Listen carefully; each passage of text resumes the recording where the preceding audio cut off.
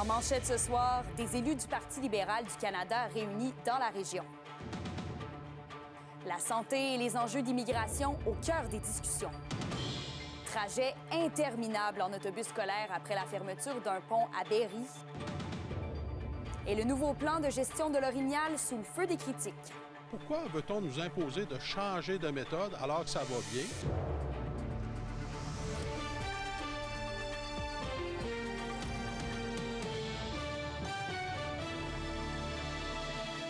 Bon mardi soir, bienvenue au TVA 18h. Des élus du gouvernement libéral du Canada étaient réunis aujourd'hui et hier à Val-d'Or. Et Élise, plusieurs ministres et députés y tenaient leur caucus avant la rentrée parlementaire qui arrive très bientôt cet automne. Oui, exactement. C'était un rassemblement où ils ont pu discuter en fait des enjeux et des priorités qu'ils auront à défendre à Ottawa dans quelques semaines. Puis, au cours des 2 derniers jours, en fait, les ministres ont pu visiter la région puis être sur le terrain vraiment. Ce midi, justement, un arrêt significatif a eu lieu à la clinique des Pins où la ministre fédérale de la Santé, Marjorie Michel, et Mandy Gould-Masti, la ministre des Affaires autochtones, ont pu échanger avec un médecin local. L'objectif de cet échange était vraiment de parler des réalités sur le terrain puis des défis en région. Donc, je vous laisse les écouter. Le fédéral finance environ 20 du budget de la santé de toutes les provinces. Donc, évidemment, il est important que le fédéral investisse dans des domaines qui sont porteurs, dans des domaines qui vont améliorer l'accès aux soins pour la population. Et c'est important, donc, de les sensibiliser aux réalités locales. Je vais bientôt rencontrer d'ailleurs le ministre Dubé. On va faire une séance de travail pour voir comment on peut s'appuyer. Parce que vous savez, la santé actuellement, ce n'est pas une question de politique et de politique partisane. On parle de santé des Canadiens et on sait tous très bien, pas assez de médecins, pas assez d'infirmières, pas assez de travailleurs sociaux, pas assez. Donc, comment est-ce qu'on peut faire mieux avec ce qu'on a pour l'instant et comment on peut, comme le docteur l'a dit, avec la loi sur l'interopérabilité, si on peut réduire le fardeau administratif pour leur permettre justement de voir plus de patients. Et hier, les élus ont aussi pu prendre le pouls de la communauté d'affaires. Oui, exactement. En fait, il y a eu un 5 à 7 qui a été organisé par la Chambre des commerces de Val-d'Or, dans lequel il y avait plusieurs ministres, notamment celui des Finances, François-Philippe Champagne, il y avait Joël Lightbound, qui est le ministre de la Transformation gouvernementale. Lors de l'événement, il y avait aussi, en fait, plusieurs entrepreneurs régionaux, puis ça a permis d'aborder les enjeux importants en Abitibi-Témiscamingue comme l'immigration, l'intégration des nouveaux arrivants en région, puis la relance économique surtout. Le ministre Champagne a d'ailleurs salué le dynamisme des communautés et a salué en fait le savoir-faire de la région. Je vous laisse l'entendre, suivi de la ministre Mandy Gould-Masti. Je le dis encore, c'est important que mes collègues découvrent une région comme l'Abitibi-Témiscamingue, fassent le déplacement. Il y a la route, évidemment, qui est nécessaire pour se rendre ici. Mais je trouve que ça donne une perspective parce que quand on vient ici, c'est là qu'on découvre l'ADN des gens de la région, des gens ingénieux, des gens qui ont été capables de développer une capacité, mais aussi une expertise en matière dans le domaine minier qui est sans pareil dans le monde. On est une région éloignée. On est une région que le monde ne savent pas toujours qu'il y a une chance de déménager pour aller avoir de l'emploi dans cette région-là. Mais je pense qu'on est capable de recevoir le monde, de les accueillir et vraiment de montrer que dans le nord du Québec, Abitibi, Baie-James, il y a de la place pour faire vivre ta famille puis avoir une belle qualité de vie. La plupart des ministres sont partis ce matin, mais on devrait les revoir bientôt à l'occasion de la rentrée parlementaire qui aura lieu au courant du mois de septembre. Oui, il risque d'y avoir beaucoup de dossiers à surveiller en politique. Merci beaucoup, Élise. Et en même temps, on vous souhaite un bon souper communautaire du côté de Val-d'Or où vous vous trouvez. Tu nous reviendras avec plus de détails demain. Yes. Vos réponses à la question du jour TVA. Une présentation de la Clinique infirmière Nord-Ouest présente partout dans la région. Notre équipe peut vous recevoir pour un bilan de santé, une infection, le suivi de maladies chroniques et plus. Contactez-nous pour plus d'informations ou visitez notre site Web. Et à la question du jour, on vous demandait « Est-ce que les ministres visitent suffisamment l'Abitibi-Témiscamingue? » Vous avez répondu non à 97 %.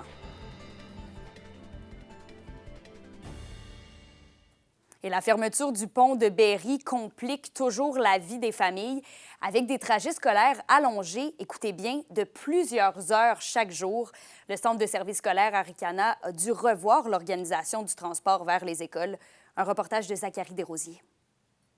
La fermeture du pont de Berry cause des maux de tête à des familles de la petite localité au nord d'Amos. Depuis la rentrée, une vingtaine d'élèves doivent passer près de 2 heures par jour de plus dans l'autobus, et ce matin et soir. Pour certains élèves, on a une augmentation là, d'une cinquantaine de minutes, là, 55 minutes pour le transport. Pour d'autres, c'est un peu réduit. Ça dépend toujours là, dans quel endroit les enfants se situent là, par rapport au pont qui est fermé. Le Centre de services scolaires Arikana a mis sur place 2 transferts supplémentaires pour réduire le temps de transport, mais malgré ces ajustements, ils sont limités. Et ce qui nous a été aussi accordé là, au niveau du transport par sécurité des élèves là, dans les différents chemins là, de la municipalité. Donc, le fait de revoir les chemins, les trajets, on a dû là, prolonger pour certaines familles le trajet en autobus là, pour ces enfants-là.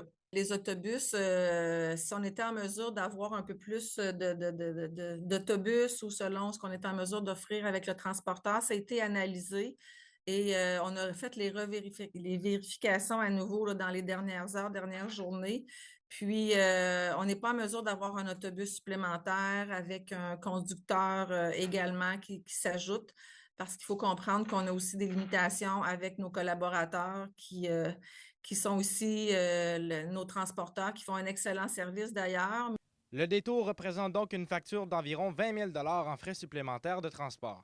Le CSS est en contact permanent avec le ministère des Transports et mentionne que les travaux du pont progressent. La circulation pourrait reprendre d'ici la mi-octobre. Ils m'ont assuré là, d'une révision des délais et des temps qui se ferait là, aux semaines ou aux 2 semaines. On va être en communication avec eux. Ce qu'ils nous disent, c'est qu'il y a quand même là, de l'intensification qui se fait au niveau des travaux pendant les fins de semaine pour s'assurer qu'on a une accessibilité au pont là, à partir de la mi-octobre. Donc, on espère que ce sera de cette façon-là que ça va vraiment pouvoir se placer. Plusieurs parents ont été consultés dans les dernières semaines afin de trouver des pistes de solutions. Quant au ministère des Transports et à la municipalité de Berry, ils n'ont pas répondu à nos demandes d'entrevue. Zachary Desrosiers, RNC Nouvelles, Val-d'Or. Et 3 jeunes passagers ont été gravement blessés la nuit dernière dans une sortie de route sur la route 111 ouest à Macamic. Vers 1h30, la conductrice a perdu le contrôle de sa voiture. Bon, heureusement, on ne craint pas pour la vie des enfants. Et la Sûreté du Québec croit que la fatigue pourrait être en cause et qu'il n'y a aucun élément criminel. Un policier formé en enquête collision a été dépêché sur les lieux. Et maintenant, complètement ailleurs, les chasseurs d'orignaux de la région mettent de la pression sur le gouvernement. Ils sont nombreux à être préoccupés face au nouveau plan de gestion de l'orignal attendu en 2026. Le reportage de Sophie Média-Villarivard. Les règles de chasse pourraient changer dès l'année prochaine avec le nouveau plan de gestion de l'orignal. Les chasseurs de la région craignent d'importantes modifications, notamment l'imposition de tirage au sort pour les femelles et les veaux. Les chasseurs disent, bien là, on va commencer à être brimés. C'est pas tout le monde qui va avoir la chance d'être choisi lors des tirages au sort. Et il y a toujours le mauvais terme de l'aspect financier. Bon, on va encore payer encore plus pour participer à un tirage. Le but, c'est d'avoir une équité envers tous les chasseurs et de permettre de pratiquer l'activité de chasse en préservant le cheptel. Dans l'éventualité d'un système de tirage, il faudrait débourser une dizaine de dollars et espérer être pigé pour pouvoir aller chasser. Le président régional de la Fédération pense que c'est une mesure qui ne prend pas compte des réalités de l'Abitibi-Témiscamingue. Le problème en arrière de tout ça, c'est que la zone 13 couvre presque l'entièreté de l'Abitibi-Témiscamingue. Comment peut-on attribuer un permis de chasse à la femelle à quelqu'un qu'on ne sait pas où il va demeurer? Il va chasser. Parce qu'on ne peut pas, de façon aléatoire, puis se ramasser avec, exemple, tous les permis de chasse à la femelle qui vont être récoltés au Témiscamingue. On va décimer le troupeau là-bas. À ce moment-là, est-ce qu'on va subdiviser la zone 13 en A, B, C, D, E, F, G? On ne sait pas. La Fédération reste ouverte à certaines modifications du plan de gestion, Par exemple, lors des années où la récolte de la femelle est interdite, il pourrait aussi avoir l'interdiction de récolter les veaux pour éviter le braconnage et des faux enregistrements. On ne peut pas comparer le cheptel de l'Abitibi-Témiscamingue avec nécessairement celui de la Gaspésie ou d'une autre région qui pourrait être en péril. Présentement, le cheptel se maintient, la récolte elle est stable depuis plus de 10 ans, l'alternance a fait ses preuves depuis presque 30 ans. Alors pourquoi veut-on nous imposer de changer de méthode alors que ça va bien? Le ministère de l'Environnement, pour sa part, n'a pas répondu à notre demande d'entrevue. Et rappelons que la saison de la chasse est à nos portes avec celle à l'arc et à l'arbalète qui commence dans moins d'un mois, dès le 20 septembre, tandis que celle à l'arme à feu se déroulera du 11 au 26 octobre. Sophie Médiaville-Larivard, RNC Nouvelles, à Rouyn-Noranda. Et le Parti québécois demande au gouvernement de François Legault de prioriser le dossier de l'hôpital de Rouyn-Noranda, puisque depuis l'incendie dans l'établissement en juillet, plusieurs médecins sont inquiets des délais de construction, de la fermeture de certains services, mais aussi des déplacements imposés aux familles. Le député Joël Arsenault s'attend à ce que le gouvernement de la CAQ dévoile un échéancier clair pour rassurer la population. Ce à quoi on s'attendrait, là, c'est qu'il y ait véritablement un plan de match qui soit élaboré puis qui soit présenté. Parce que là, on sent de l'inquiétude, que ce soit chez les professionnels soignants, chez les médecins, dans la population également. Mais là, on parle d'infrastructures essentielles. On parle d'un hôpital qui était pleinement fonctionnel et qui actuellement n'arrive pas à livrer les services puis qui nécessite que, par exemple, des femmes enceintes se déplacent à coût de 30 ou 40 par mois à 100 km pour accoucher, pour les suivis de grossesse. C'est pas normal. Et ça prend des mesures exceptionnelles, comme quand il y a des catastrophes naturelles. On déploie tous les efforts, on déploie, entre guillemets, la garde nationale, et puis on ne regarde pas la dépense parce qu'il faut d'abord rétablir le service. Nous, on voudrait sentir cette urgence-là de la part de tous les intervenants, en partant évidemment des intervenants locaux, mais surtout avec l'appui de Santé Québec. L'indice boursier minier au TVA Nouvelle 18h est une présentation de GFM Groupe Financier. Dirigeants d'entreprises et particuliers, fiez-vous aux experts de GFM pour vos placements, assurances de personnes et assurances collectives. Car pour vous, ils vont au-delà de la finance. Val-d'Or se prépare à giguer du 5 au 9 novembre prochain. Le Festival Trad est de retour pour une 8e édition. Je vous dévoile toute la programmation après la pause dans la chronique culturelle. Les SADC de l'Abitibi-Témiscamingue et du nord du Québec vous présentent la bonne nouvelle économique TVA.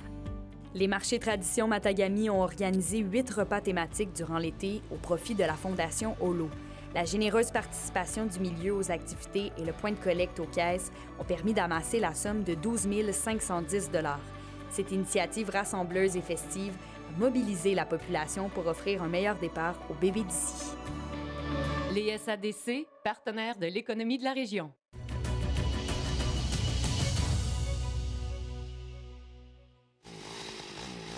Tu veux faire ça? Ça?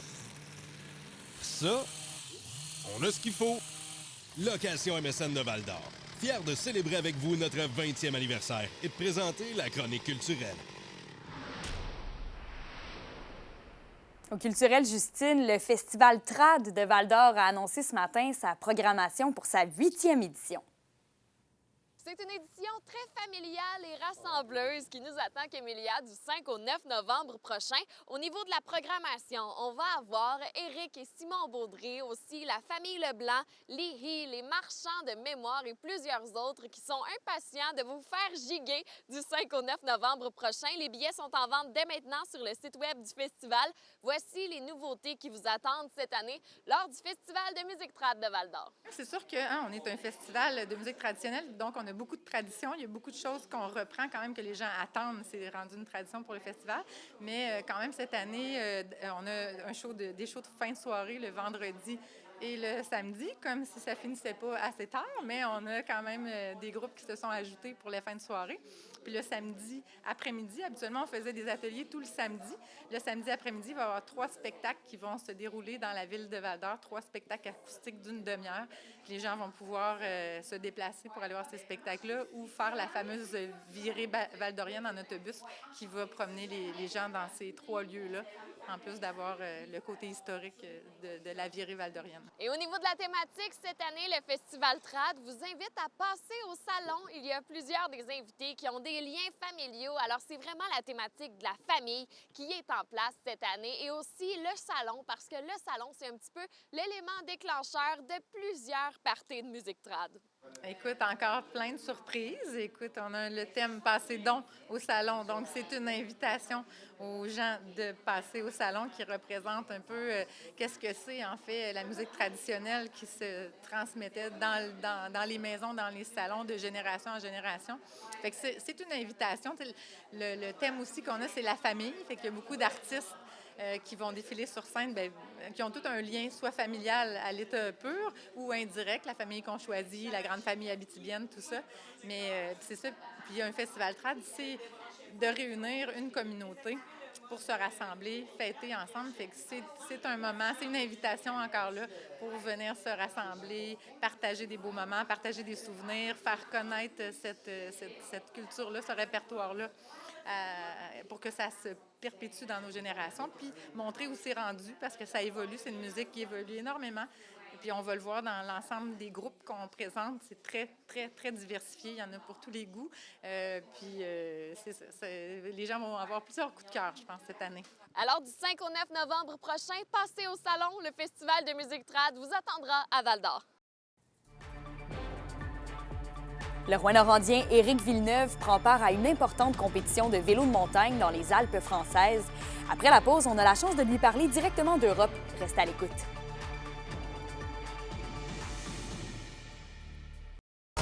Les sports vous sont présentés par Thibaut GM, votre concessionnaire de confiance à Rouyn-Noranda, là où qualité et choix se rencontrent.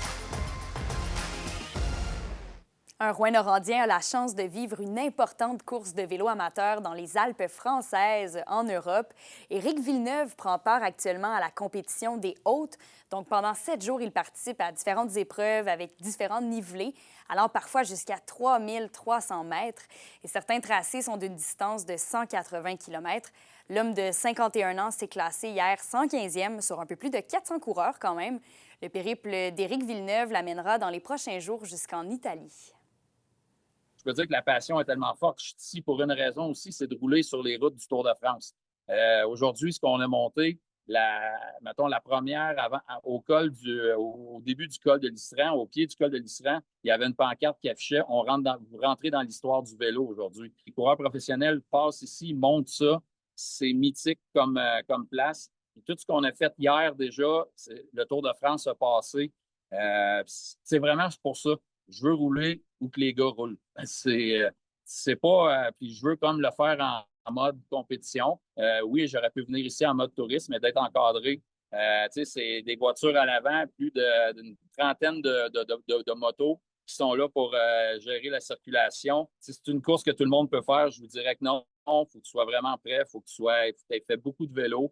Il faut que tu sois entraîné. Tu peux arriver ici en étant, on va dire, sans connaître, on va dire, l'événement.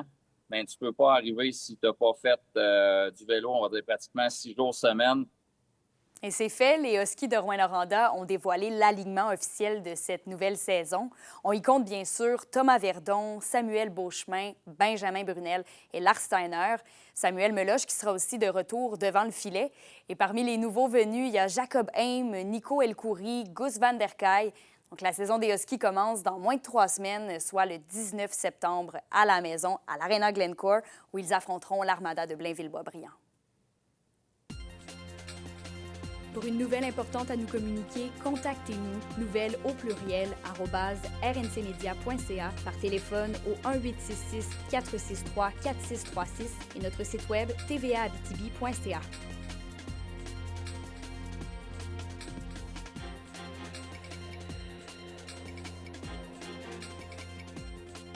La météo, une présentation de Nicole Auto de la Sarre, la capitale du pick-up. Où vous y trouverez toujours le meilleur choix, toujours le meilleur prix. À la météo, Justine, on s'habille chaudement ce soir. Pas le choix qu'Emilia, parce que c'est une soirée qui va nous faire grelotter un peu partout en région. C'est partiellement nuageux et au courant de la nuit, on va avoir un petit peu de brouillard. Il y a un minimum de 4 degrés. Vous voyez, je vous l'avais dit que ce ne sera pas chaud, mais au moins le soleil sera de retour demain partout en région avec un petit peu de nuages dans l'après-midi, mais un beau maximum de 20 degrés. Et en aperçu pour jeudi, eh bien, la pluie sera de retour avec des averses. Il y a un maximum de 15 en Abitibi et de 12 du côté du Témiscamingue. Il me semble qu'on a assez eu de pluie, là. Moi, je demanderais à Dame Nature de nous envoyer plein de soleil pour la semaine prochaine, mais au moins, on va avoir un petit peu de soleil demain. Ça risque de faire du bien. Et merci à vous aussi d'avoir été là ce soir. Rendez-vous demain pour d'autres informations régionales. Bonne soirée.